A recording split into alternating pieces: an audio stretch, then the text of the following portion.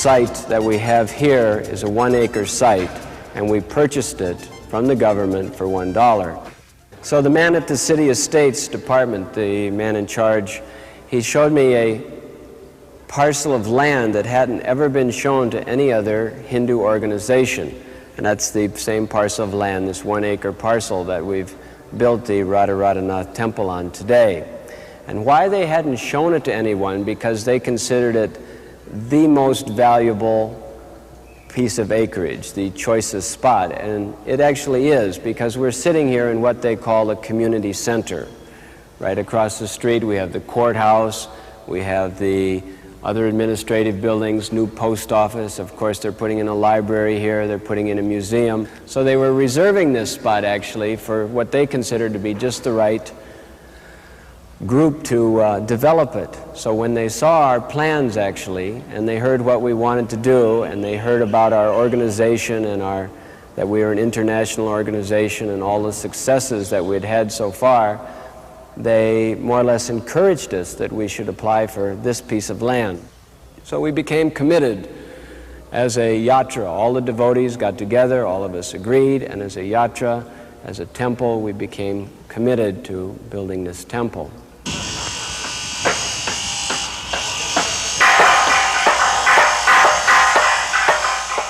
So Radharam actually got some wonderful inspiration. So when he showed us the plans, the devotees immediately became inspired by it. They immediately could see that this unique piece of architecture, which was more or less a marriage between authentic Vedic design and a modern, progressive type of feeling in architecture and materials, would be ideal for spreading Krishna consciousness in the Indian community. As we developed a construction company and the work was going on, when the engineers came to check the work that was going on by the devotees under Radharam's direction, they were so happy, they were so actually encouraging with the quality that it seemed just again like Krishna's arrangement. That now ISKCON South Africa had a construction company, ISKCON Construction.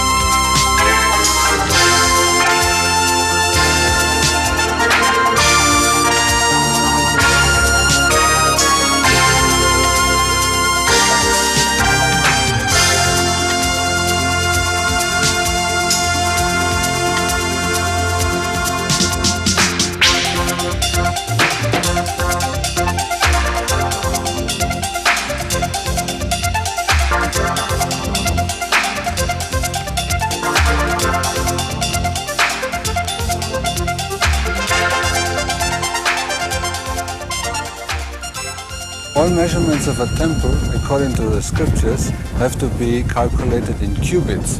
A cubit is the length from the elbow to the front of the middle finger of the spiritual master, His Divine Grace A.C. Bhaktivedanta Swami Srila Prabhupada, in our case here.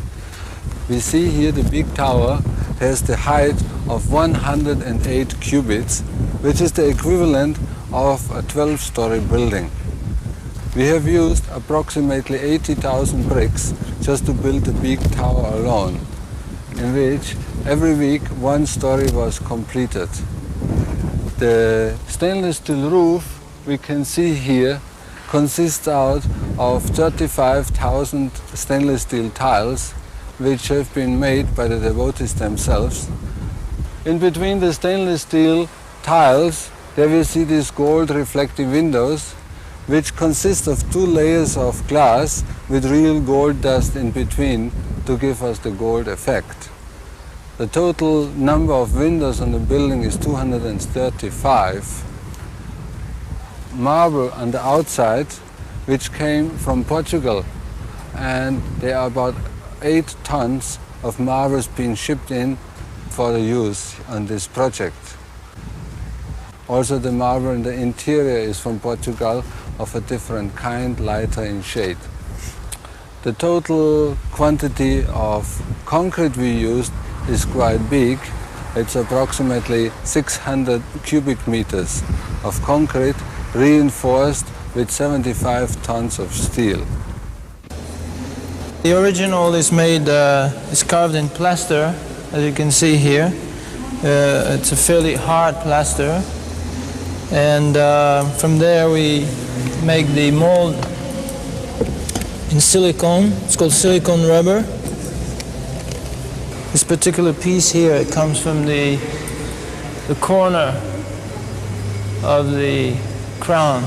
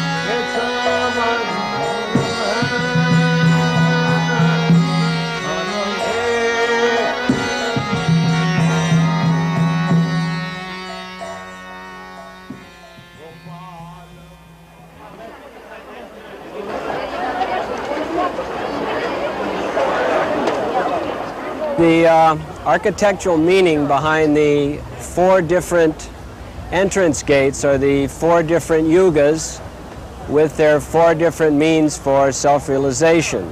Satya Yuga, that was when the yoga system, of course they had the long life so they could practice the yoga system. Then the Treta Yuga, where they had opulence and they could perform the different yagas, different types of sacrifice. The Dwapara Yuga, in that yuga, temple worship was the means for self-realization, and in Kali Yuga, which is the yuga that we're living in, then the chanting of the holy name, Hare Krishna, this is the means for self-realization. Then leading up from the gates, we see that there is the bridge entering into the temple. This is the living entities crossing the bridge, rising up above the material world, and entering into the spiritual world, which is the temple. And on the temple we can see there are 3 different towers. Of course, the main tower, that's Krishna's tower. This is very traditional. You'll find this on all Vedic temples, or temples especially in India, where the large tower can be seen from very far away, and that tower represents Krishna. Now we have 2 smaller identical towers. One represents or is over the seat of His Divine Grace A.C. Bhaktivedanta Swami Prabhupada. Srila Prabhupada is the founder, Acharya, the founder, spiritual master for the International Society for Krishna Consciousness. So that one tower is over his seat, or his asana. And the second tower is for the present spiritual master. Prabhupada originally came to South Africa in October 1975, and he stayed here for just less than 3 weeks.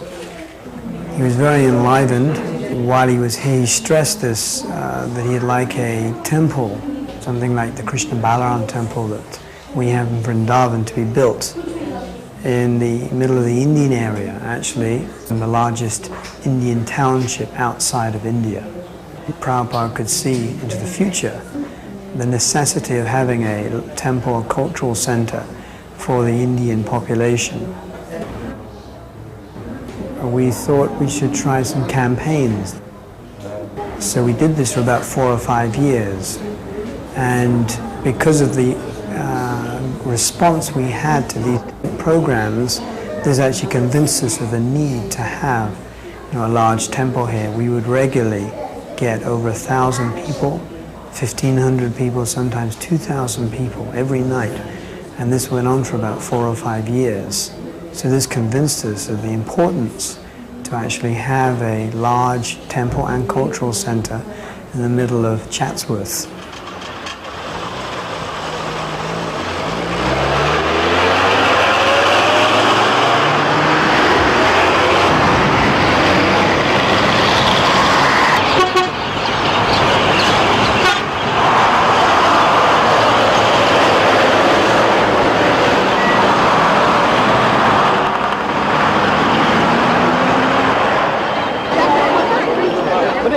Well, we were very fortunate to have some very wonderful personalities there for the opening ceremony of the Sri Sri Radharadhanath Temple.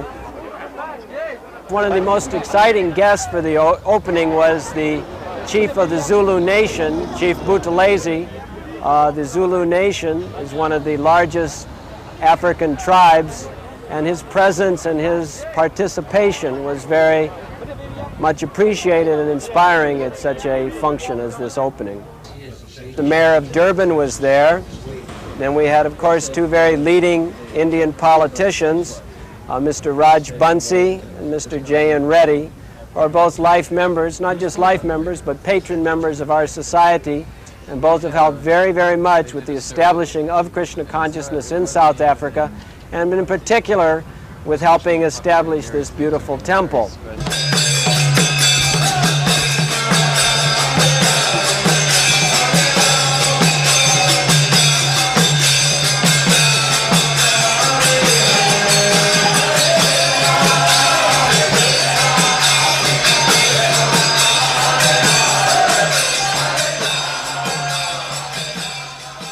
It is always pleasurable to welcome people to our city, and today is no exception, where we have so many distinguished people from not only from South Africa but throughout the world. The International Society for Krishna Consciousness has made tremendous strides since it was founded in New York in 1966, and the fact that the society today has approximately 150 centers throughout the world is a tangible tribute to the tenacity and sincerity of its devotees. I congratulate you too on your confidence in planning the next phase of the project, and that is on the land immediately adjacent to here, where in due course the land will be handed over to the organization by the City Council. Thank you.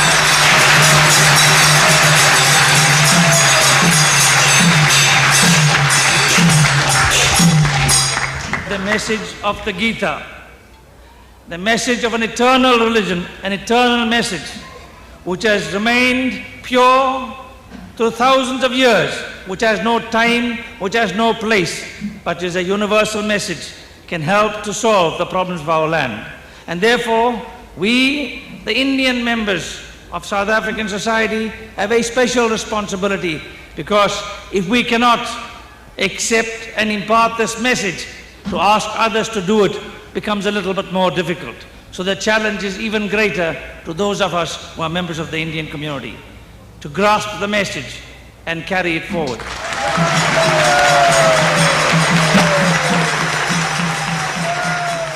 When the Hare Krishna movement came to South Africa, I was introduced to the movement and was also introduced to the leader, Prabhupada. And I was asked to say a few words about my association with him, and I do so with pleasure and with great humility. Here you have a simple man who's come and traveled the world doing this one thing, spreading, as he himself said, the glory of the Lord.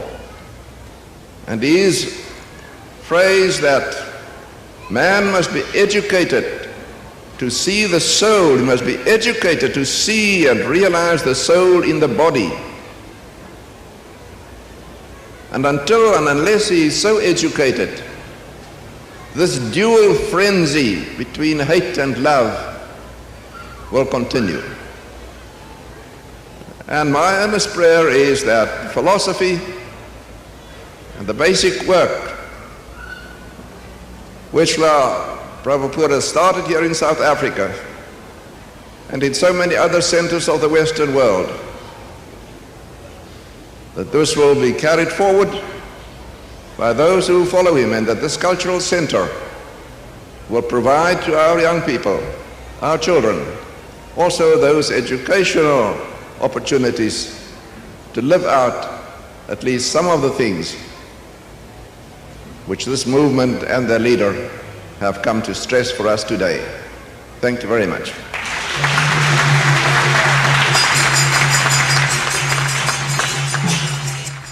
So Krishna consciousness is somewhat different in that it gives mankind the oldest spiritual scriptures on the entire planet. This can be historically, linguistically, philosophically proven. The Vedic scriptures are the oldest scriptures, and so therefore they help to make a person a better Christian, a better Muslim, a better Hindu. And when one becomes better, perfect, he no longer considers himself of any specific demarcated distinction, but he considers himself as a servant of God. When we look at the great scriptures of the world, we look at the Quran. Muhammad taught in 87:2 that of all the names, the most beautiful names belong to God, so call upon him by them. David taught in Psalms 113 that whoever calls on the name of God, he shall be saved. We find that in Romans it teaches that from the rising of the sun to the setting, one should call on God's name.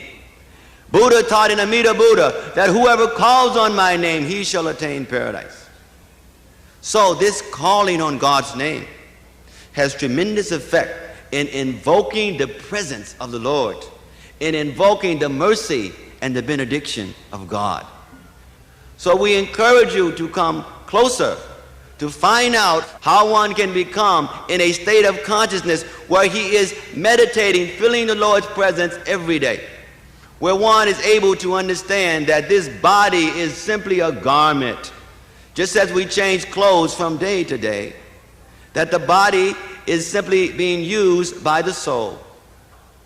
If we develop that genuine understanding, then there is no difficulty in you having a white coat, or he having a red coat, or me having a black coat. These distinctions no longer become such a dominant factor in one's life. Once in Nairobi, one minister of the government came to visit us, and he said, "Swamiji, so what can your society offer?" So we were explaining about our Food for Life programs, how we're helping the poor, how we have schools, many projects that are going on all over the world. But I said, but let's be very immediate and specific. Let me take you on a small walk, very small temple. In 5 minutes, I said, so this boy is from Italy, this girl is from Spain, this person is from South Africa, white person, this black person is from South Africa, this person is from America. Says, now you tell me one place in Nairobi, one place in Kenya where you can say you have these this kind of variegatedness, and people are working together in a loving spirit. And he immediately could understand, due to his knowledge of tribal problems, racial problems, etc. So we are showing what is possible, and we are humbly and submissively willing to offer that, to help to solve some of the seemingly unsolvable problems in this world. Thank you very much.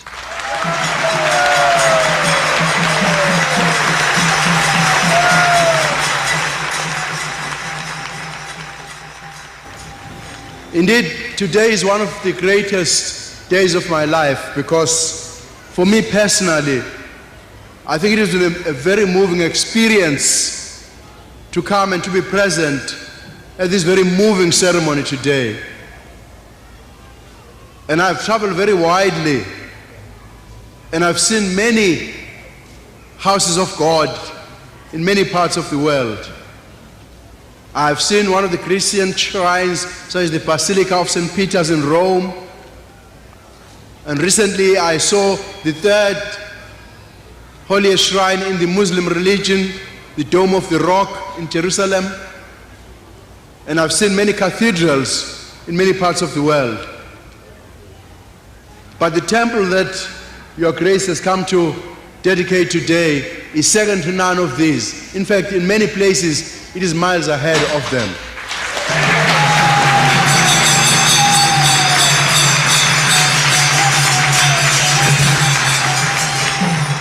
My brothers and sisters, I want to say today that whatever love draws people together as today, I'm always inspired by hope.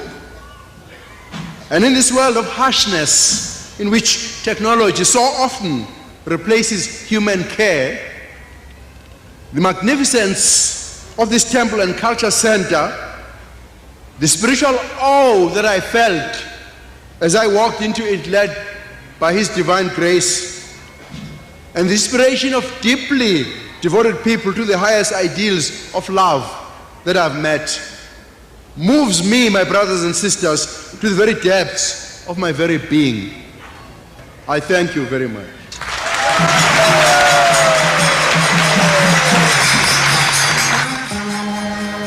Hare Krishna, Krishna Krishna, Hare Hare, Hare Rama, Rama Rama, Hare Hare. Hare Krishna, Krishna Krishna, Hare Hare, Hare Rama, Rama Rama, Hare Hare. Hare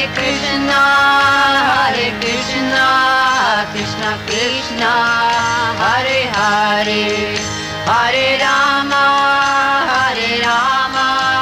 Rama Rama, Hare Hare. Hare Krishna, Krishna Krishna, Hare Hare, Hare Rama, Rama Rama, Hare Hare. Hare Krishna, Krishna Krishna, Hare Hare,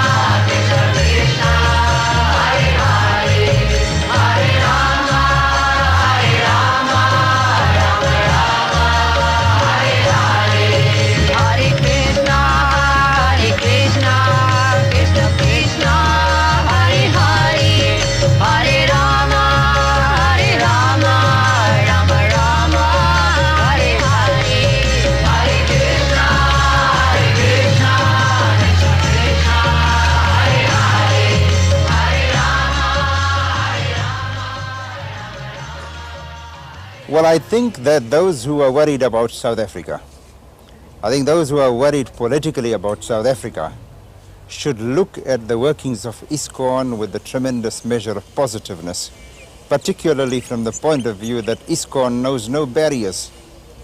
ISKCON is universal. ISKCON knows no country, make no distinction between countries, no distinction between groups, and no distinction between nations. And if you look at the community that is at the ISKCON center here, it is international, and I would also describe it as cosmopolitan, and this is what the international community wants. And if you have pilot projects in religious institutions like this in South Africa, it not only augurs well for this particular region, it also augurs well for the international community of nations. Again, although devotees have always really been inspired by the project and liked it, there's nothing more wonderful than when the public comes and you see all their faces as they look at the outside, they see the fountains, they see the moat, they come up the stairs, they come into this beautiful temple room, they see the altar, they see the deities, they see the architecture, they hear the kirtan, they get the prasadam, they see the festival. Everyone that's come, everyone that's been here to the festival has loved it, no matter what community they come from in South Africa, and got a little more insight into spiritual life and the goal, going back home, back to Godhead. Hare Rama, Rama Rama.